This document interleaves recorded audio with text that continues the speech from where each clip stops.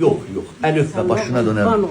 Kurbanın koç olsun adam. Ellerin şafa ellerdi, kızıl eller. Sen Can. verene kurban olun. Elhamdülillah. Sen bizi yaşattın. Allah. Benim kaynatamın 94 yaşı var. Maşallah. Her özde meşediye gidip her gün saat dua eləyir. Maşallah. Sana kurban olun. O yaşta Ellerine kişinin- kurban olun.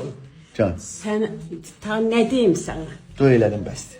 Bu ürəyimi çıxarıb sağ versəm də yenə doymaram. Ürəyivə qurban olun. Mən sənin ürəyinə Şükür qurban. Allaha. Sağ Əvvəl hər ol. şey Allahın əli iləndir. Allahın izni iləndir. Allahın bizə verdiyi elmləndir.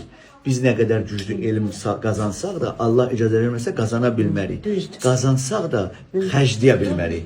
Onu xərcləmək üçün də Allah bizə o elmi güc verib. Sağ ol ki, siz də məni dəyərləndirəcəksiniz Sağ ol, ana. qardan ol. Allah köməyiniz Balalarına olsun. qurban ol. Sağ ol, qurban Qurban, olun. mən sənin Sağ ol. Zəhmətkeş ananın əlləri, zəhmətkeş bir ananın duası bizə hər şeydən önəmlidir. Hə, Baxın, çox sağ ol. az qəşəng laflar da qoymuşsun.